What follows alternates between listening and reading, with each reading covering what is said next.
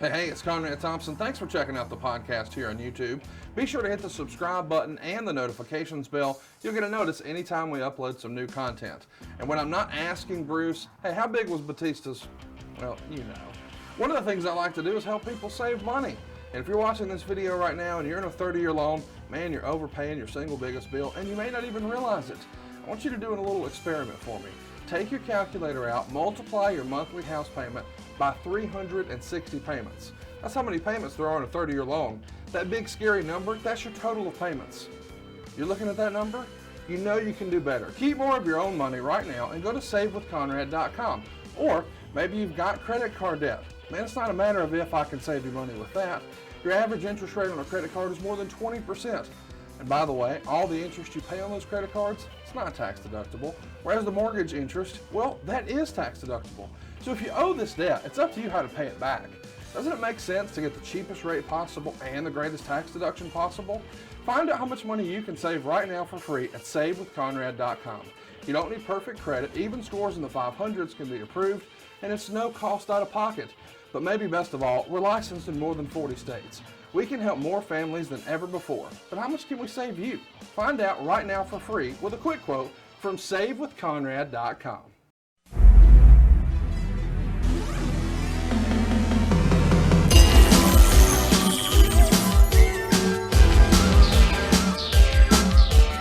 The recognized symbol of excellence in sports entertainment. Hey, it's Conrad Thompson, and you're listening to Arn. And of course, we couldn't do it without the master of the spine buster, the founder of the Four Horsemen, the Hall of Famer himself, AA, Arn Anderson. Arn, how are you, man? I'm doing fantastic. How are you? I think I might have a new deal here. I'm going to start adding a new nickname for you every week and see how many nicknames I can give you before we actually click record. Okay, what's today's? Well, I don't know. I threw in there the master of the spine buster. I think next week I might call you the inventor of the gourd buster. And then after that, the man who hates cheese. You know, we'll come up with something every week. Surprise me. Well, I'm surprising you today with a terrible topic. Uncensored 1996. Boy, this is one of the worst WCW pay-per-views in a long time. And I think you might even be nervous talking about this because it's going to be hard to do it and not have to shit on something, right? This is not a great show, Uncensored 96. No, and you know, to have a show that terrible, it had to be a collaborative effort out of everybody because it didn't stink. It super stunk. Yeah, it's less than awesome. By the way, you can watch the show right now on the WWE Network. We're doing some different stuff this March. Of course, last week was hashtag Ask Arn Anything. We'll do that again next week. But then on March 23rd, we're going to talk about the very last Nitro. That was the 20-year anniversary of that. And, well, here we are, the 25th anniversary of Uncensored 96. Just not a great show. It went down March 24th, 1996 in Tupelo, Mississippi, the birthplace of Elvis Presley. You got a favorite Elvis song, Arn? Probably Treat Me Like a Fool, Treat Me Mean and Rude. How's that? I don't even know what you said. Was that English right there? That was Treat Me Like a Fool. Elvis. I'm gonna guess. Try it again. Treat me like a fool. Treat me mean and rude. Better? I'm gonna guess that you didn't serenade Mrs. Anderson. Is that fair? No. I tried not to speak much.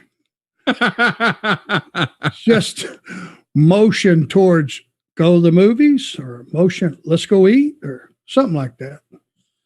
You got any good memories of Mississippi? I feel like we almost never talk about wrestling in Mississippi, but wrestling in Mississippi has been a thing for a long, long time. They're still doing indie shows out there right now, especially around the Gulf Coast area. Any memories of wrestling in Mississippi? Well, Biloxi, was once they got the casinos put up, we would drive in there like before a show, no matter where we were, just so we could go and gamble a little bit. I could sit over there with the little blue-haired old ladies and play the nickel slots. And if I was big time in it, play the quarter slots. That we always enjoyed. Tupelo, one trip in particular, I think it was probably to a pay-per-view. It's deserted from Memphis to Tupelo, if Right. you've made that drive. I'm talking about 4-lane, nobody on it. Right. Going either way. So I'm cruising along there, heading towards the building one after, probably around noon or 1 o'clock or something. And I see this Cadillac pull up beside me. Now I'm in a Camry, but it's when they put the big engine, the V6 in the Camry, like a year or two. I look over, Mongo's got one of those fast Cadillacs, and he looks at me and I look at him. So we got into a race and we ran about 115 all the way. Kind of dangerous, kind of foolish, kind of stupid if you got a family, but maybe Aaron won't hear this, but it was nobody else on the road. And that Camry kept up with that Cadillac, which I should get a free Camry for this, but it's the absolute truth. And we raced all the way into Tupelo. Took us maybe 50 minutes. The good old days. Yeah, that was heading into Tupelo. So Mississippi has always been a good place to, support wrestling, and they love their wrestling. Bill Watts, ran a lot of the Hattiesburg and some of those towns, and still a good place. Let's mention this show drew 9,000 fans, roughly 100 shy of capacity. There's 7,300 paying fans. Pretty decent gate for the time, 104 grand. That's way up from Uncensored 95, which only had 5,700 fans in the same building. Excuse me. What do you think of the idea of having a show become like synonymous with a town? Like there for years and years, it felt like Starrcade was always going to be in Washington, D.C. in WCW. And once upon a time, Starrcade was always in Greensboro, and famously Halloween Havoc was always at Las Vegas at the MGM Grand. What do you think of that? Do you like that idea? I do, if it's a big market and that can be their show for that year, and you can get an outstanding gate, and you can kind of promote it 6 months out, just drop a line, without having to hard sell it so much. Right. But I love like a big, and not to cheat the small markets, but if you're going to have a pay-per-view that is tagged to a certain town, it needs to be one that will accommodate, 12, 15,000 people. Pay it off. Well, business is booming here compared to 95. Let's run through that real fast. The estimated average attendance in March of 95 was only 2,040 fans. It's up 82.4% to 3,720 fans. That means your gates are a lot higher too. In March of 95, you're only averaging 19.6. Here you're averaging 38.4. So it's up 95%. Do you remember the gargantuan jump from 95 to 96? And how much of that do you attribute to the success of Nitro? Well, I think if you go back and check maybe a year or two before that and see how many times you ran it those years, and you could see the build to where it made a little more sense than if you just got a 2-year knowledge of it. But I bet you, I don't know how many times we ran it in 95, but we were building an audience. Apparently they were digging what we were doing, thus the steady climb in attendance over the 2 years. It's pretty fun to look at WCW sort of rise, and unfortunate for us, the fall. Did you think you were headed in the right direction here in March of 96? I mean, we're a couple months out from Scott Hall showing up, so nobody knew what the NWO was going to do for ratings or houses or just WCW business in general. But did you feel like, hey man, we're building something here? Or was this just sort of business as usual for you at this point? Well, I was there when it started, 1990, you look at the house show business, it was non-existent.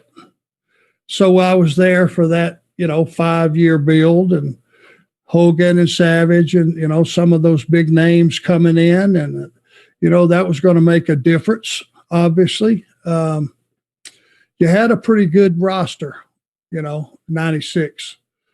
as far as just getting them paired together and getting some angles that worked. You know, I thought we had the makings of being a success, but it just, you know, it wasn't as quick as I wanted it to be, obviously. Let's talk about March 20th. This is when we would see Otani beat Chris Benoit in the finals of the Cruiserweight title tournament to become the first WCW Cruiserweight champion. Otani, not a guy we saw a lot of in WCW. Did you ever work with him or meet him over in Japan? Yeah, I mean, I watched his work. I became a fan of the Cruiserweights over in Japan, watching those guys, you know, Eddie, Dean, Otani, Chris Benoit, you know, and some of the other Japanese wrestlers. I wish I could remember their names, but, you know, Jushin Liger, obviously. That style was something that was so beyond my believability and scope of just awe. I was just in awe of those guys, the stuff they could do and the style they were working. And, you know, and I'm assuming Otani going over in that tournament, we were trying to build a relationship going forward with New Japan. Chris Benoit was thought highly of in Japan. So, you know, that's what I have to guess was the reason for Otani winning that tournament. Let's talk a little bit about Johnny B. Bad. This was a Dusty Rhodes creation, and I think, I mean, most everybody who watched WCW in this era knows he was a big part of WCW programming. It feels like he was on every pay-per-view for about 5 years. But he's going to up and leave. He's going to quit WCW, sign a 3-year contract with the WWF March 14th. He was supposed to be on this pay-per-view against Diamond Dallas Page in an I Quit match at Uncensored. But when he quits, the Booty Man gets put in the match, which we'll come back to that. Meltzer would report the situation was they had a disagreement. They being Mark Mero and Eric Bischoff. Allegedly, they're negotiating a new contract, and WCW says that Mero wanted Bischoff to sign a sheet of paper that said he would be guaranteeing Mero the amount offered to him in its entirety. And the rumored amount was $300,000, 2 years at $300,000. Should Mero suffer an injury while they're negotiating?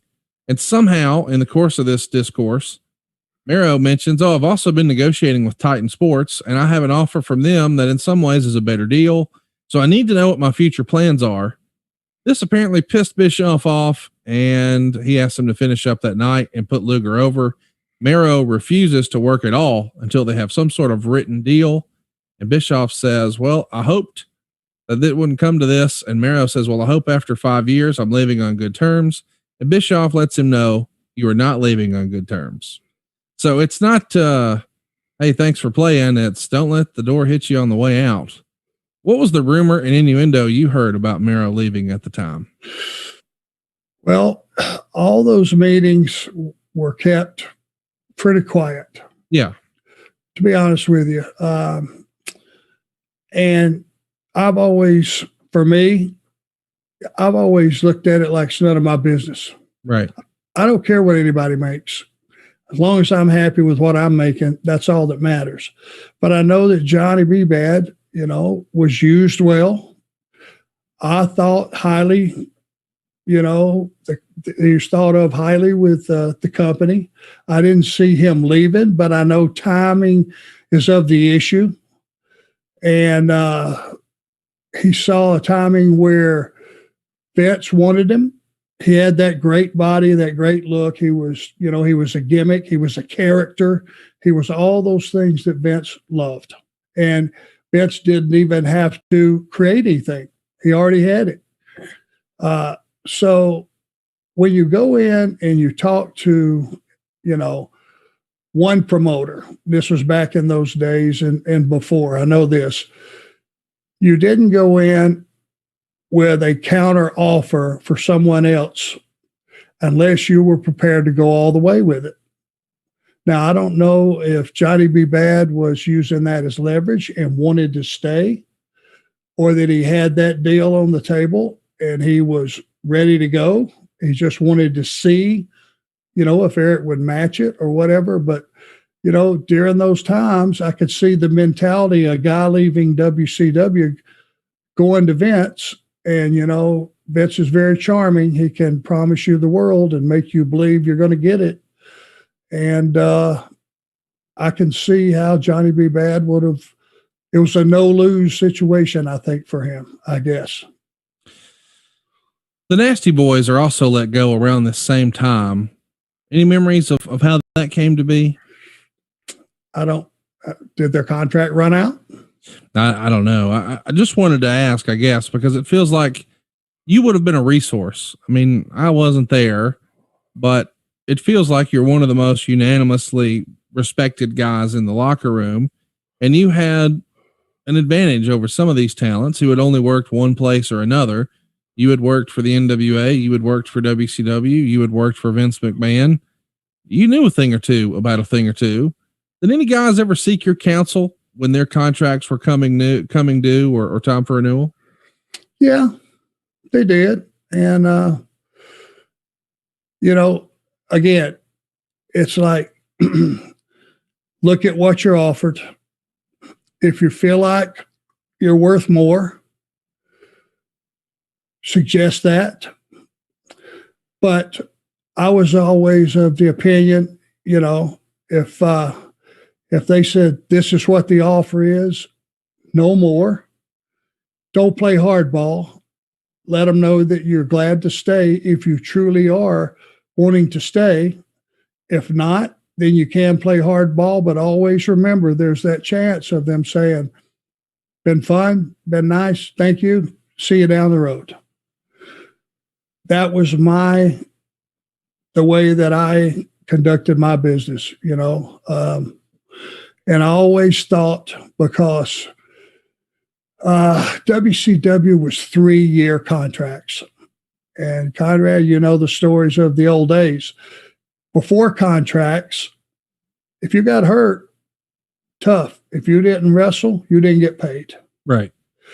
And if you had a really bad injury and you weren't that important to the office, if you were a middle guy, it's going to sound really cruel, but it's the way it is, or an underneath guy, they would probably just go, okay, go get well, but it's been nice. Right. Could be the end of it. So those 3-year contracts were guaranteed. And, even if you weren't worth or going to get what you thought you were worth, the fact that you would get a 3-year contract guaranteed, rain or shine, you could plan your life around that. Your wife can plan your life around that. And other than playing hardball and seeing what I was worth at the time on the open market, so I'd already been to Vince. It hadn't been that long since I left. You're talking a handful of years. Yeah. Yeah. I wasn't going to test the waters. So, and when they made me the offer, then I'd agreed to stay 3 years. That's good. That was good enough for me. Let's talk about the show itself. Before we do, I guess we should mention there was one dark match. JL upsets Dean Malenko in 3 minutes and 20 seconds.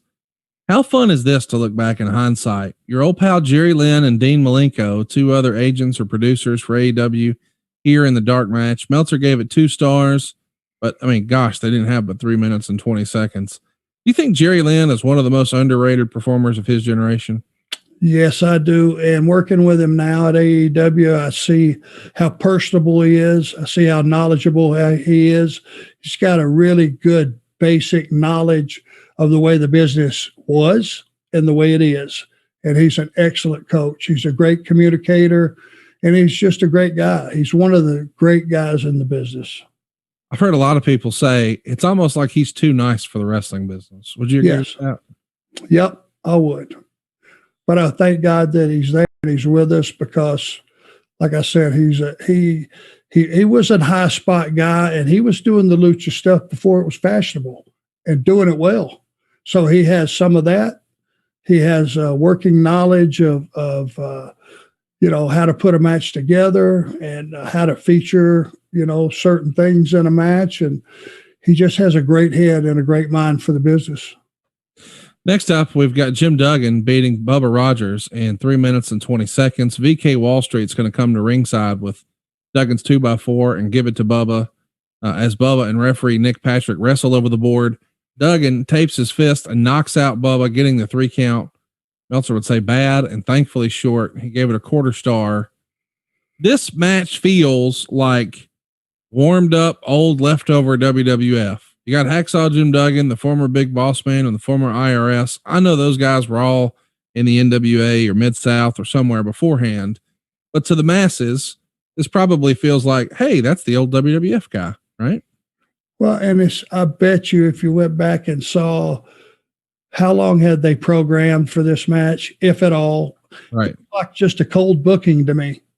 Just throw 3 guys together to get them on the show. That's what it feels like.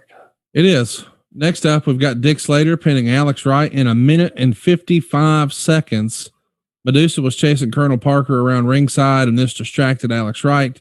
That gave Slater the opening to clock Wright with his cowboy boot and score the pin. It got a dud rating. We haven't spent a lot of time talking about Dick Slater. What Dick Slater stories do you have with us? Well, you're not listening or remembering who was my idol before I got, when I was a teenager. Who was my idol? Who is one of the 2 guys that made me want to be a wrestler? Elvis Presley, clearly. No, yeah, I know Dick Slater, but I mean here in WCW. Like that little territory stuff. I mean, here in this era, he's sort of hokey pokey with WCW. He's here for a little bit, but not very long. Was he just winding his career down? Was he not a good fit with the corporate style wrestling? Why didn't Dick stick around longer here? Well, Dick was like a old timer, but an old timer that could still work. Right. And I just idolized the guy, and I saw him on nights that he had somebody to work with and he had enough time. I saw him when they put him with Dick Murdoch. And if you were like the Hardliners, I think was their name, if you remember that. They were badasses. You're damn right they were. And this was during that same time period. Dick still had it. He just wasn't cast into roles because, this was a time where both companies, WWF, which is now WWE, obviously, WCW, were looking for young stars, new stars, out with the old, in with the new. I was looked at like a dinosaur. I'm sure Dick Slater was looked at like a dinosaur, but the guy could go. And plus, he was tough as hell. He was one of those guys, like when he was in the locker room, everybody knew, don't screw around with Slater. Or if they didn't know, they're just lucky that they didn't, some of the young guys. And he was just a guy I always looked up to, and to just get to be around him that little bit, even at the end, even though he wasn't being used real well. I'm actually shocked going back that they had him beat Alex. Right. Alex was one of the young guys, one of the new stars they were trying to build. Tell me a little bit about the legend of Dick Slater. I mean, he just passed away a few years ago. His wrestling career, at least in ring, is going to end later this year, in 1996. He winds up having 2 vertebrae blow out on him. Easy for me to say. And I just assumed a guy like that, who had been around as long as he had been around, would have probably found a backstage role either with Vince or here with Ted Turner. And that wasn't necessarily the case.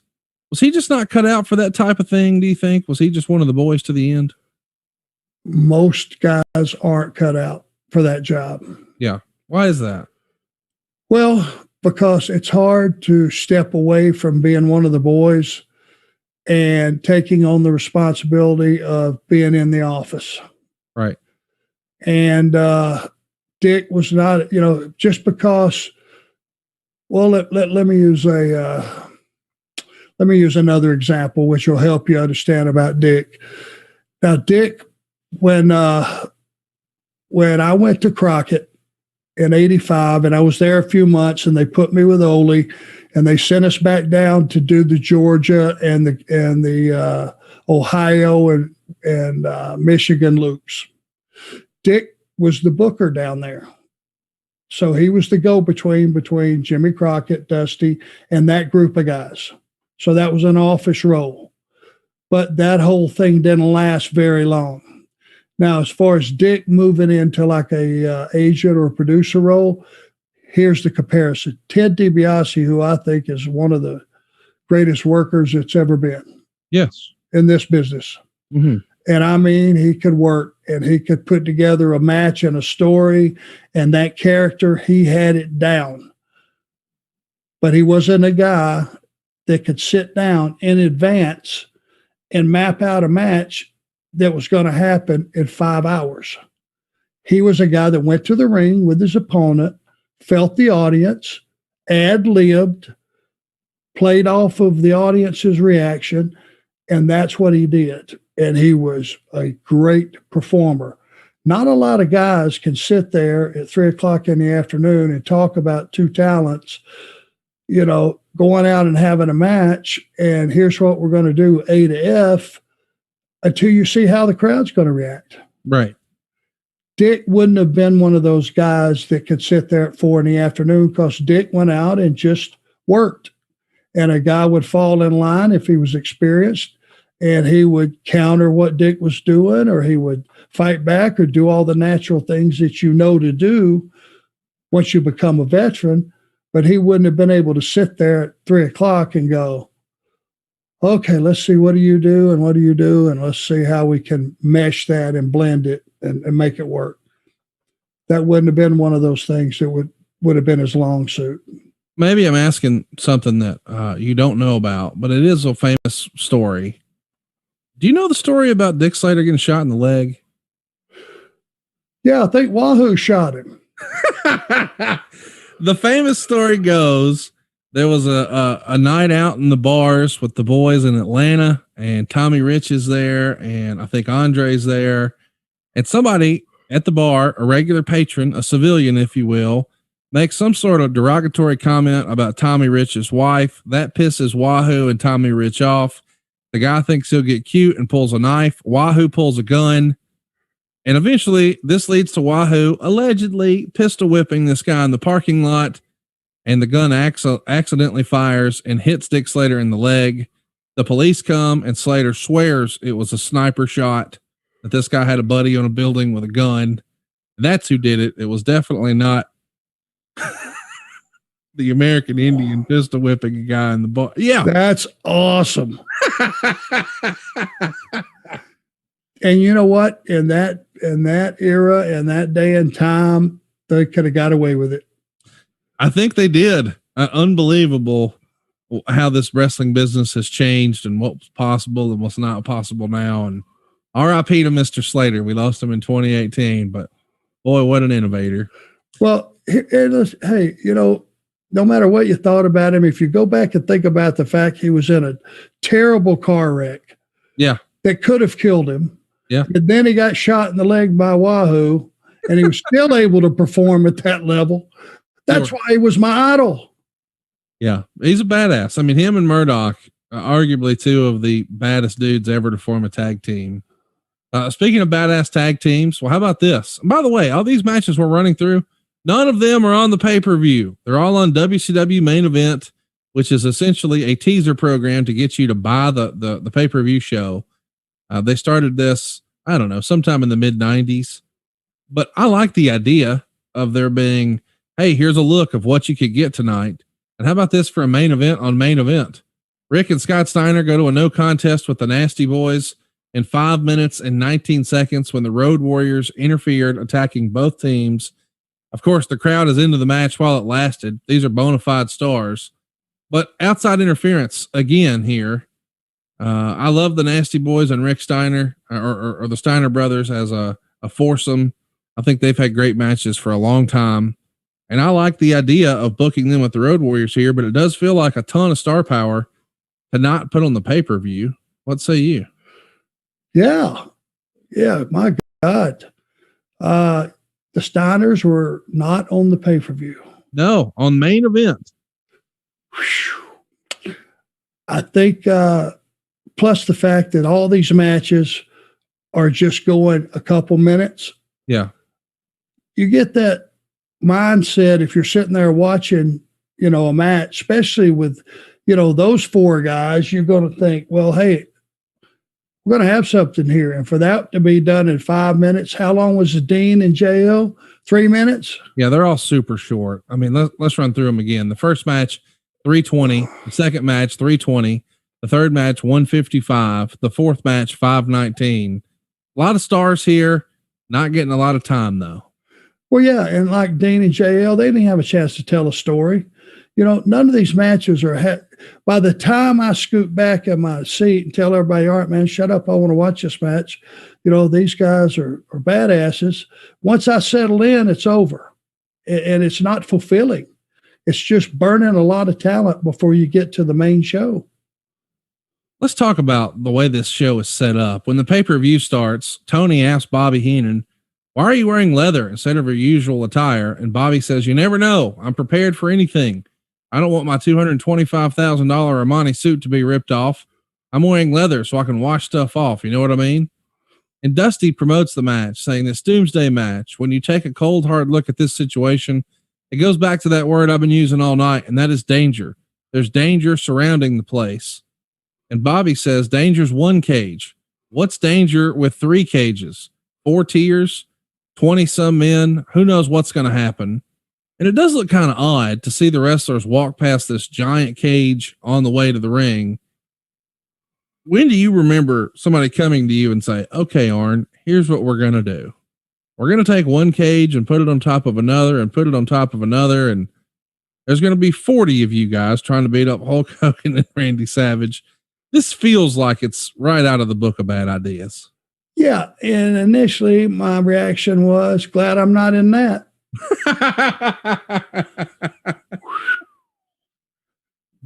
Yeah. It's like when there was rumors of a scaffold match, but you didn't know who they were. It's just a foregone conclusion. I ain't in that one. I'm scared of heights. Right. Boy, did they rib the shit out of me. The first match gets a ton of time. It's Konnan and Eddie Guerrero for the United States Heavyweight Championship. I love Konnan in this era. I think everybody understands that Eddie Guerrero is one of the all-time great performers. Meltzer dug it, and he gave it 3 1/4 stars.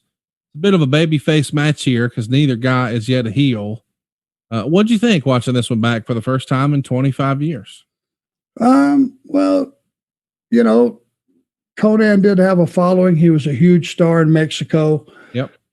Eddie was just simmering. Eddie had not become a star yet. Right. But his work already was star laden, if that's the proper. I mean, that guy could do some incredible stuff I'd never seen before. It might have went a little too long. Yep. You know, because the fact is you better be in shape with those cruiserweights. Yeah. Brother, they zip. Konnan was no spring chicken, not to say he still was not good shape, but cardio shape with a guy like Eddie, whew, I know he'd have blown me sky high. That's for sure. The guys did some hard work here, but Meltzer didn't love the finish. He says, after several more near falls, Guerrero went for a Thez press, and upon landing, he hit his groin on Konnan's head, selling it as a low blow, and Konnan rolled over for the pin. The finish was weak, and the announcers tried to sell it as Konnan doing it intentionally. Even if that was the idea, it meant they screwed up the finish because based on what happened, it was Guerrero who crotched himself rather than Konnan overtly or accidentally doing it. The negative about doing a low blow finish was that they do about 30 more low blows for the rest of the show, and none of them lead to a pin. I don't know. Maybe Eddie had a more sensitive groin area. I don't know. No thought was put into it. None. Or the rest of the show or what you had planned. You know, that's and that's the first match on the show.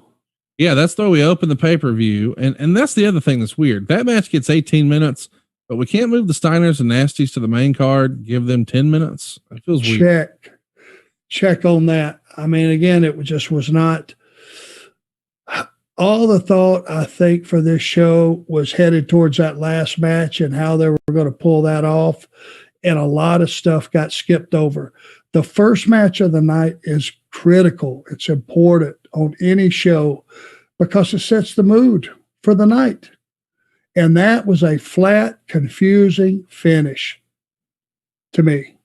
as a reminder, the winner of the match will go on the next night to Nitro and defeat JL. So Jerry Lynn going to wind up in the losers column the next day. Conan won this U.S. title from One Man Gang back in January.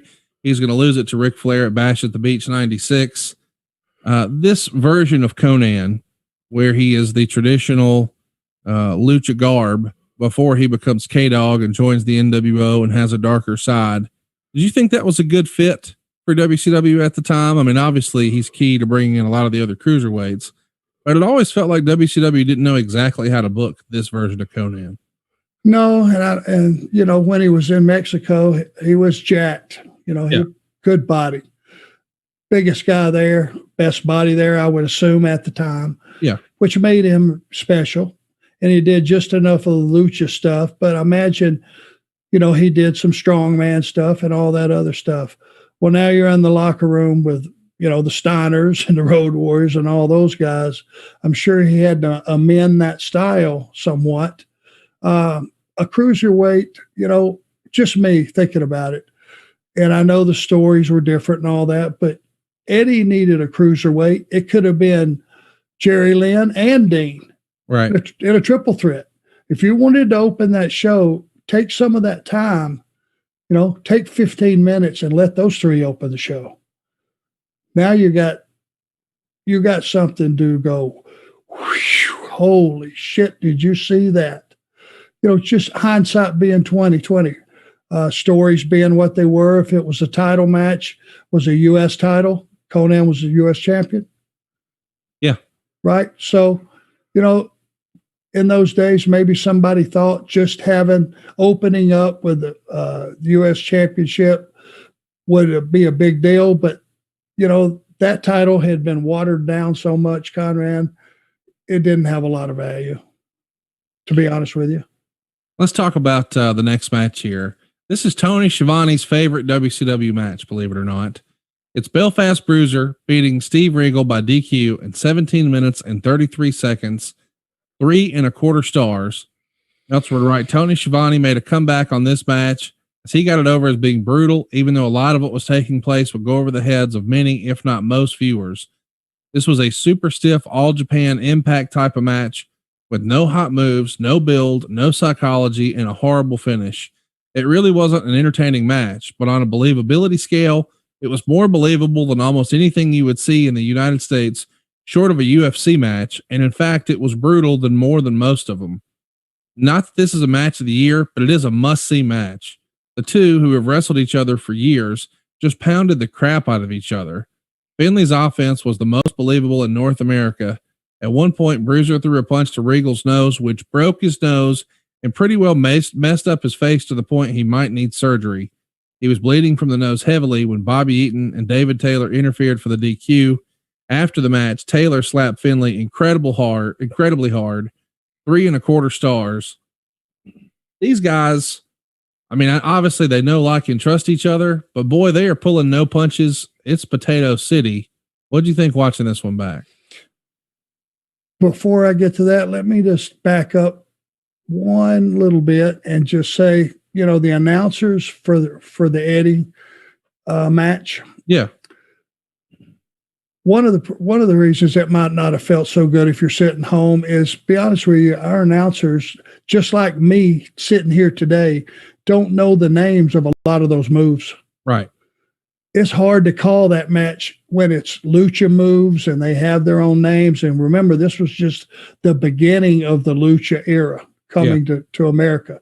So right. I just want to say, you know, if those guys, you know, had a rough time calling it, not knowing what to call the moves, not knowing them, I get it. To this day, I don't know what half the names are of those. So just trying to cover the, the lack of probably lucha knowledge that our announce team had. Just saying, because they're all pros. Very seldom do those guys not know what they're looking at. Right. Maybe that would have added to the drama of that match. Now, moving on. This is supposed to be uncensored. Anything goes, no DQ, no anything, correct? Well, that's the way it's marketed, but it's not feeling that way so far, is it? No. It's number one, they should have stopped, on the Eddie and Konnan match. They should have stopped it, let Eddie get his stuff together a little bit, but the match should have continued once he did, because if it was accidental, Konnan could have backed off. Hey, I didn't mean for that to happen, and then go wherever you wanted to go, but don't let that be the end. It's too weak. Now, on this match, these guys got it. Yes. They understood what that pay-per-view was based on. Uncensored, anything goes, be as violent as you want. And you know what? They used these, yes, their knees, and their feet, and an occasional headbutt placed in the right place, but a legitimate one. And I'm going to take a couple minutes, if you don't mind here, Conrad, and give a guy some credit. Yeah. That doesn't get enough credit for who he was and who he is. I know where you're going, and I'm ready to hear it. Well, Steve Regal was a great wrestler. Yes, sir. I love that European style. He could have a match literally with a salt shaker and make it good. And Fit Finley now walks in the door. Now, prior to this, before he came to work for us, just out of the blue, I was talking to Terry Funk one day up in the stands, and we were talking about, we need some fresh talent in here, something. It'd be nice if we could get somebody that nobody knew. I mean, we need some heat on some heels. And he looked at me, he said, Arn, you ought to go get Dave Finley. I said, well, who's Dave Finley? He said, he's the best heel in the business. And that came from Terry Funk at a time that, I thought I was a pretty good hot commodity. I thought Rick Rude was a good heel. I thought, Kurt Hennig was a good heel. Ted DiBiase. He said, I'm telling you, if you see this guy work, he is a vicious son of a bitch.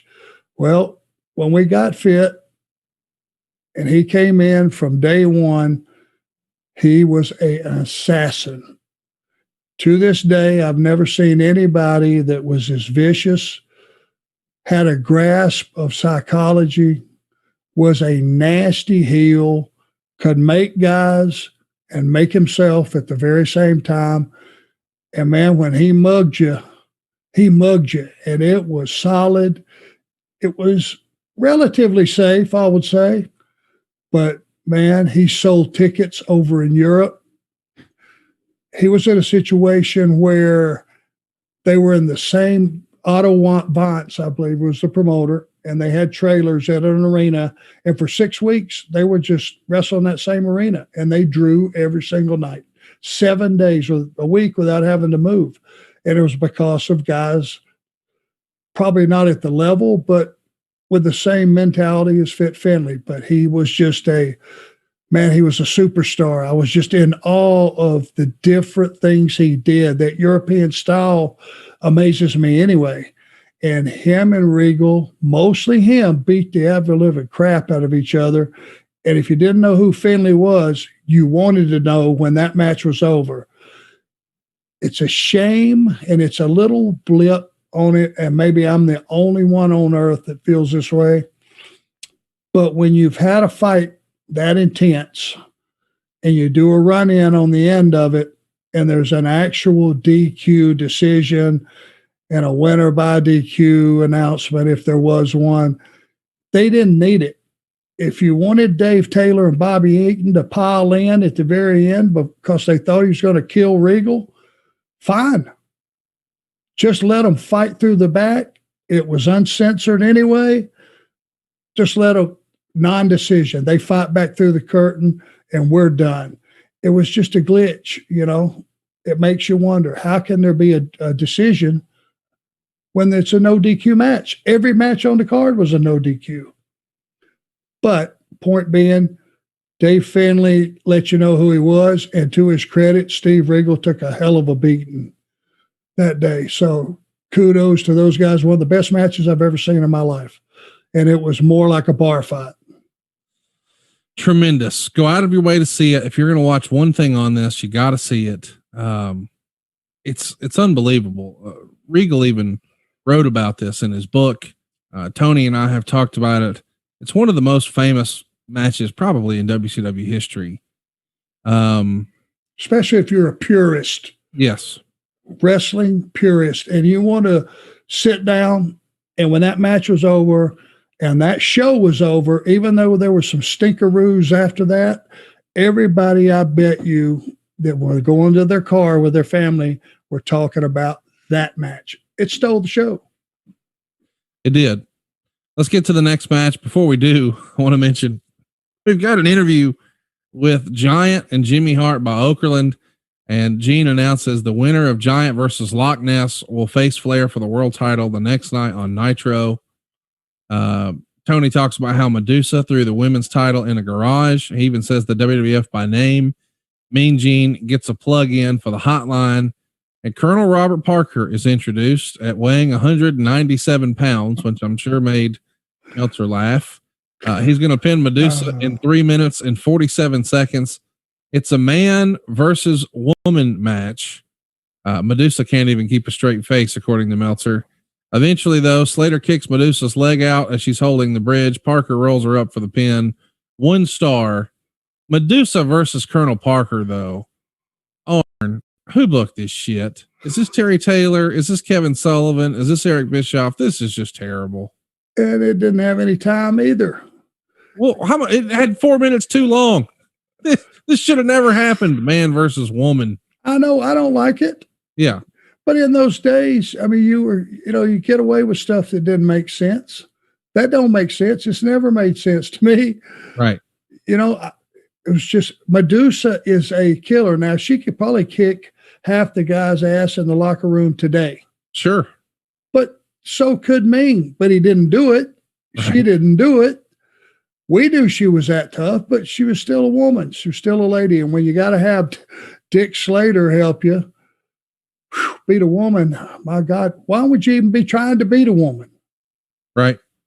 I'm just not a fan of that mixed deal. I never have been. No, it's not great, but you know what? Neither is the next match. It's DDP and the Booty Man in an I Quit match. But Meltzer would say it turned out to be a regular match in which Page would retire if he lost, like anyone is left in the world who actually believes that one. He would also write, Page has lost a ton of weight. Actually, the best part of the match was when Page was selling for the Invisible Man outside the ring. Way too long, and it got really boring. The finish saw Page go to kiss Kimberly, who was dressed up like a ballerina in a 6th grade play and acting like a 6th grade girl, dancing around the ring, saying things like, I want him to be my boyfriend. Kimberly slapped him, stunning Page, and Booty hit a high knee, which was more like a low knee for the pin at 16 minutes. Then Booty Man kissed Kimberly, and she sold it like it was the first kiss of her life. Even by the standards of pro wrestling, this angle is the most unrealistic thing in the world. Dud. And of course, we know in a year, DDP is going to be on fire. He's going to have the push of his life, a program, and maybe the feud of the year in 1997 with Macho Man Randy Savage. Really great stuff. But boy, we're miles away from that here. This was a stinker. What say you? Well, not his fault, I don't guess, but Brutus had the Zodiac gimmick. I never understood what it was. Yeah. Booty Man, I never understood what it was. No. There was never an explanation of what it was. And, having Kimberly in that role when everybody knows it's your wife. Right. Because it was very well publicized, that's your wife. They're probably not going to accept the fact that she dumps you for another guy and she's going to be on the show every week and you guys are still living in the same house. There's some secrets that you just can't keep. And I think that was one of those wish list things that I don't know about the ballerina and what went into that and who put that together. That, certain people put their own stuff together in those days. Conrad, they had carte blanche to come up with their own angles. And Kevin Sullivan, who was, I think, at the Booker at the time, and I was helping him, and I think Terry Taylor was helping at that time too. But some things were just hands off. They had got clearance. It was their angle. We didn't need to figure it out. It really wasn't any of our business, believe it or not. Really, a stinker of a match. It's hard to believe that all this talent is here in WCW and we just can't figure out what to put on the pay-per-view. I mean, there's so many great performers on the main event show. And to your point, no, it's not Ed Leslie's fault, any of these terrible gimmicks. They just sort of are what they are. I mean, but I don't know. It's just hard to imagine Eddie Guerrero and Chris Benoit and all these guys are in the company and not here. And the match goes way too freaking long. We didn't even mention that. They gave this one 16 minutes, Arn. It's a dud rating, but whoever timed this show should have been drug out back and shot. No, I tell you what, I mean, this is nobody's fault. This is everybody's fault. It took like I say, it takes a village to raise a child. It took a damn metropolis to make this match and this whole, not this match, but this show be the stinker it was. It was a cumulative effort of everybody in the building. Had to be.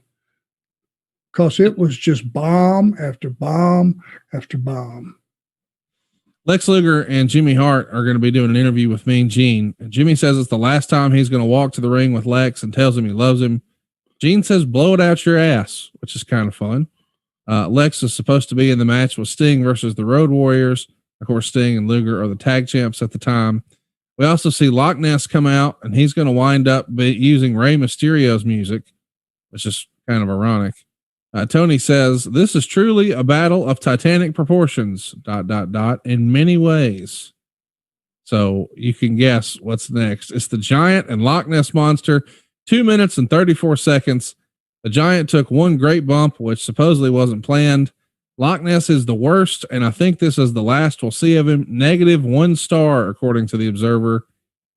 Boy, old Loch Ness. People had big plans for him. Doesn't really work out. He had a big career in Europe, supposedly. Right? Giant Haystacks. He had been a big star all over England. And, well, not very good here. No. And I got a feeling there was a little water went under the bridge from the time he was a star till he had this match. Yep. If Big Show or the Giant, he was called at that time, took a great bump, that's who he is. He would try to pull something out of nothing. And if it was involuntary, so what? But I would have, you don't have two giants in a match with the same gimmick. That could get really, really boring quickly. So if it went, 2 minutes or something? 2 minutes and 34 seconds. And by the way, these are big boys. Not saying the Giant couldn't go more time, but that's too long. That's too long. That's too long. Loch Ness is 49 years old here. He's going to turn 50 later this same year. He's a big boy. 500 pounds, maybe? Over that, gotta be. He could probably only fall down one time. Right. Not being a smart ass, that age, that size, one bump is probably all he had in him. So get to it in 20 seconds. Not too long after this, unfortunately, he was diagnosed with cancer and he leaves WCW, goes back to his home in England. He passed away late 98 of lymphoma. Next up, we see an interview with Sting and Booker T done by Mean Gene. Sting is trying to be a gangster here. And he says, straight OG, brother, right? Which Booker T says, don't make me knock you out right now. Of course, it's Sting and Booker T taking on the Road Warriors.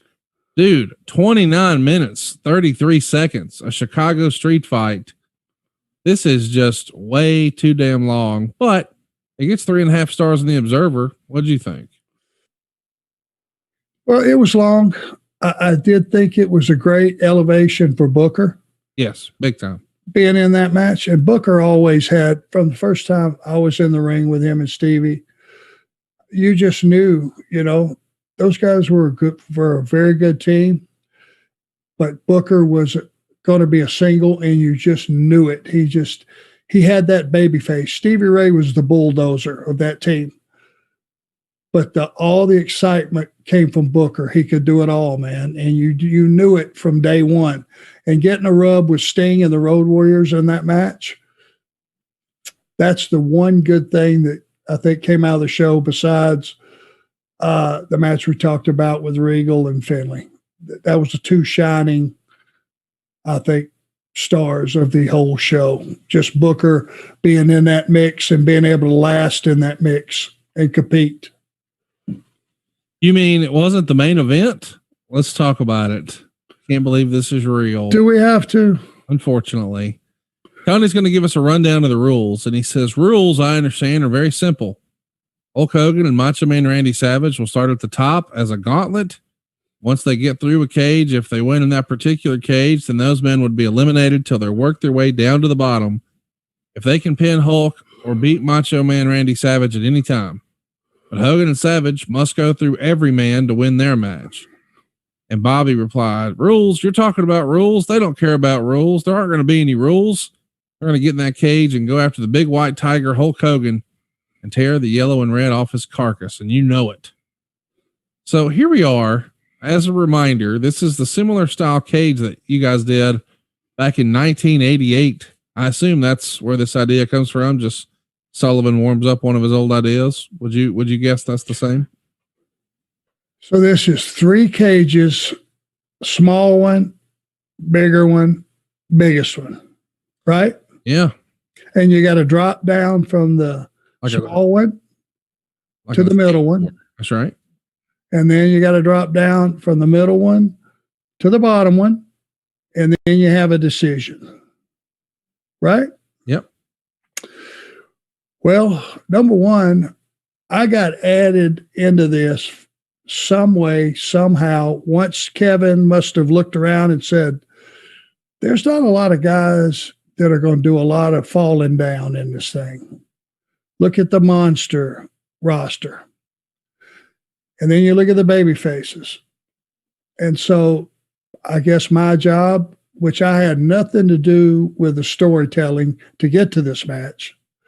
So I was just inserted to be a flow guy or somebody to keep getting his ass kicked, take some bumps, try to make it exciting. But boy, 8-on-2, creative control to me has always been a nasty word. And that night it became really relevant on how much strength and stroke and power those 2 words carry, because that was god awful. And there were people in it like Jeep Swenson, bless his heart, who's left us, who was a monster. The biggest arms I'd ever seen up to that point, and strong. And you had Zeus and you had Barb and Ming and all these guys, all these killers. And 2 guys beat them all. Yeah. That's not making baby faces. That's making you want to puke. And that's what the audience did. They just sat there and rocked back in their chairs, probably puked in their own mouth, because it probably wouldn't have been favorable to puke on the floor, but I bet a lot of people were wanting to. It just was shitty in its design, lousy in its preparation. The whole concept made no sense. And if you think 2 baby faces were made at the end of the day, then you're not a wrestling fan, because no way, no how should that have ended that way. No way, no how should that match have ever occurred. A lot of dangerous, a lot. It's a miracle you didn't have 4 guys blow out their knees dropping from one cage to another to another. It's a pretty good drop. It's freaking terrible is what it is. It's just the whole thing. And by the way, your boy Brian Pillman opts out of the whole thing. He has throat surgery in Vanderbilt on March 13th. And Gene Oakland on the hotline said he didn't have surgery and he was making it up. And he claimed the hospital, or he called the hospital, and they said there was no record of Pillman being there. That resulted in a legal letter from Pillman's agent to Okerlund, complete with a patient discharge sheet. And then Yeah. It looks like your boy is doing everything he can to get out of this. This is when he's doing his whole work shoot angle. I respect you, Booker Man, and all that stuff, where he got a real release and then used it as leverage to get a new deal from Vince McMahon. But still, he wants no part of this stinking main event, even though he was announced and advertised and promoted. Were you surprised that Pillman pulled up lame for this? He's the smartest man in the locker room at that time. He saw it was going to be a stinker, just like I did, and he finagled it into his own angle that he had going, and he got out of it. I'm telling you, it was one of the all-time lows, and he dodged a bullet and got out of it. Kudos to Pillman. Wade Keller reported there was a push by Hulk Hogan behind the scenes for Brian Pillman to be added to the match. Sources say that Hogan wanted a leg drop and pin Pillman on the pay-per-view since Pillman had been getting so much attention lately, but Pillman fought the idea and ended up compromising and returning to WCW sort of on Monday Nitro by attacking Savage at the end of the match. Originally, Hogan was supposed to beat up Pillman, and Zeus and Swenson were supposed to save him, but Pillman appeared to refuse to cooperate with Hogan by pulling away from him when Hogan grabbed him. It's conceivable that Pillman will fill one of the final two slots, although One Man Gang and either Shark or Warlord are still slated to fill the final two positions. And we know, boy, this is just a stinker. And again, he uses, maybe he had a real surgery. Maybe he didn't. Maybe this was rumor and innuendo. Maybe it wasn't, but he avoided a real stinker. You mentioned Jeep Swenson. He was originally promoted as the ultimate solution. As the final solution. Of course, some Jewish organizations took issue with that, so they renamed him the Ultimate Solution. Once upon a time, he was a wrestler down in World Class, I think, and even had a feud with Bruiser Brody.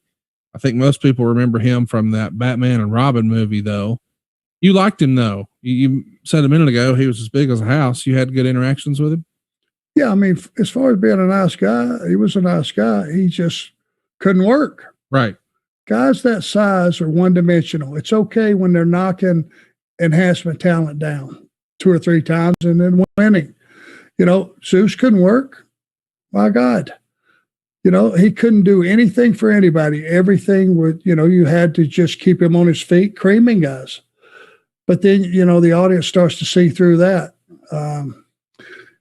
It was just surrounding Hulk with as many monsters as he could possibly defeat, look good with. And I don't think Hulk even realized at the time that the audience saw through it. Right. And you were in the audience. Didn't you see through it? Yeah. I mean, this was a stinker. This is not a pay-per-view I watch live for a lot of reasons. And again, Rick and I were just tossed in there as cannon fodder. And I don't complain about it. I showed up every day at that company or any company that I work for to this day, and whatever they want, that's what they get, and this is not about me, but you had a couple of professionals in there. You had more people that were disinterested than not. You had a couple people that were completely lost. And then you had, a couple of baby faces trying to take advantage of that mass confusion and somehow get over. And it didn't. And it will be viewed in history as just the screaming shits.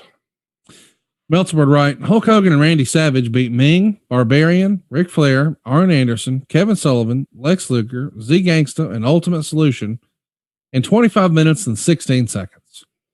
Hogan and Savage worked with Flair and Anderson on the top level and then threw powder at them to go to the middle level. There they faced Sullivan, Luger, Ming, and Barbarian. They locked Ming and Barbarian in half of the middle level cage, and then the other 4 wound up in the wrestling ring. Finally, Jeep and Zeus, who weren't even there at the beginning, showed up. They dragged Hogan and Savage into the bottom level of the cage, and it only got worse since they couldn't work. Somewhere while all this was going on, Ming and Barbarian were let out of the cage and simply walked backstage. Finally, Sullivan, Luger, Flair, and Anderson were in the bottom of the cage, so it was 6-on-2. Jimmy Hart gave Lex Luger a loaded black glove, and he went to hit Savage, who ducked.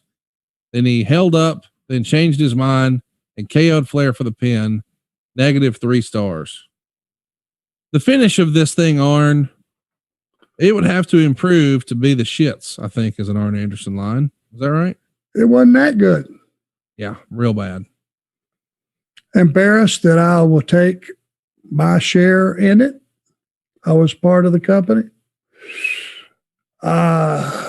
Don't ever make me watch this again. I'm telling you. No, yeah. Like, we should actually give a peek behind the curtain. I got a text from Arn yesterday that says, do we really have to do this one? Can we pick a backup topic? So we've already got the research and it's the anniversary. He's like, can we do anything else? I'll do anything else. And I somehow got you to agree to do this. Well, I do not want to get on here and constantly be negative and sound like I'm bitter, because I'm not. I mean, I had a job. I was taking care of my family, but trying to be a professional day to day and see some of the crap that was getting pushed through just because you have creative liberty. Whew, man. This is a rough one. Yeah, I did ask you to get out of this one because it's not good for the audience either. I got a feeling right now liquor cabinets are being opened all over the world.